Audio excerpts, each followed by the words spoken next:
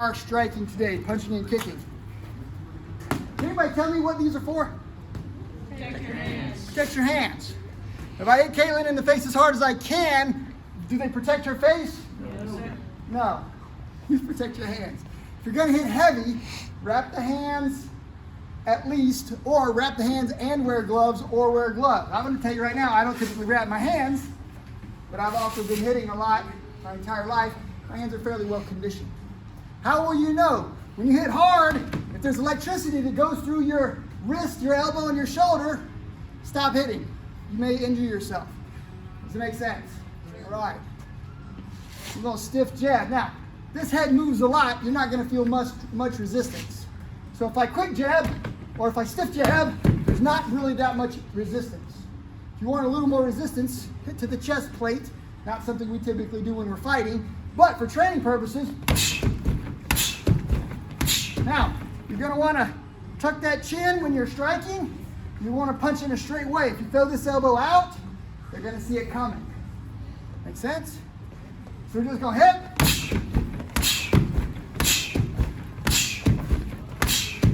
Make the stiff jab. Get ready. First group, stiff jab sets up the big right. Now, I could jab on the angle quickly, multiple jab, but if I stiff jab and the head goes back, when they come back down, you've got something waiting for them. They look up, the eyes go up slightly. This one comes, right? So,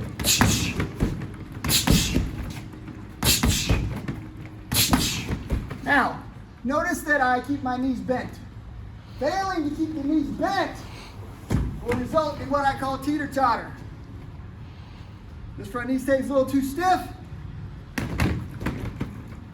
See how I'm teeter-tottering over this leg and this foot comes up? Don't do that. Front leg bent so that I can drive with the back leg and not be off balance. Can we do it? Hands up, cover the whole time.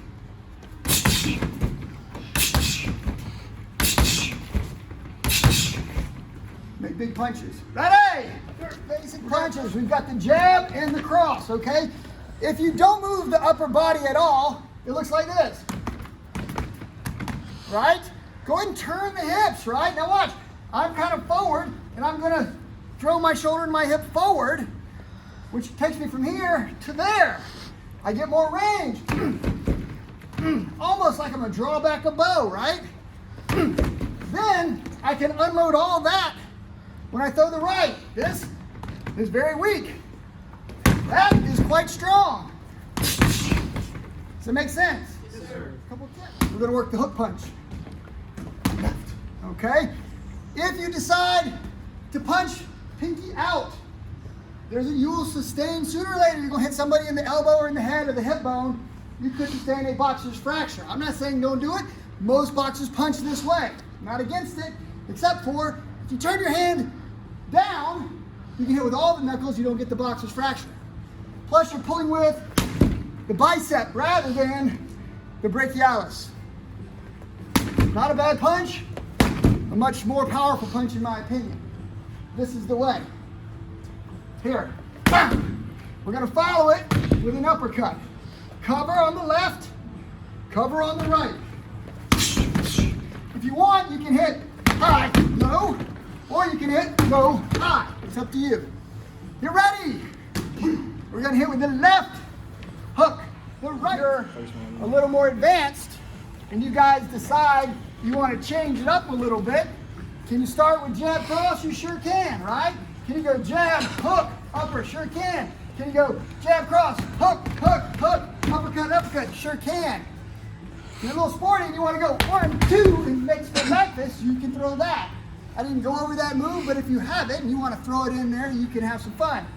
But 30 seconds of blasting, let's see who can breathe. The key is you must breathe. If you don't breathe, after 30 seconds, your lips will be blue because you're in hypoxia. We're going to probably look at you sideways and wonder if you're going to fall over. But if you fall over, the mat is there for you. The mat will catch you. We'll fan you a little bit till you come back. Don't run out of oxygen. Breathe. Get ready! Kicking is pretty, I would say not just pretty important, it's critical. You got to be able to kick with power. You can snap kick this way, or you can push. Does that make sense? Snap kick this way, or push. You notice the difference on the bag. Oftentimes we're going to use feet to make space to get people off of us. But if you snap kick, they don't move much, and it just hurts. It's just about pain. They're going to hold their spot, boom, right? This one, boom. You can push them back. The difference is in how much hips that you're pushing with. Does that make sense? Sure. You should always hit with the front kick using the ball of the foot. You can use the flat of the foot of the heel, but you're spreading out damage over a larger area. It hurts less. Ball of the foot is the way. Does that make sense? If you lift the knee high, you can kick low. But if the knee is low, you can only kick low. Does that make sense? Yes, sir. If you choose to hit head, that will work. I want to hit the head, I got to scoop if I kick low. Does that make sense? Don't scoop. Drive. Good form. Watch the hips go forward. No hips. Hips. Everybody got it? You're going to kick with the left leg, then you're going to kick with the right leg. Round kick.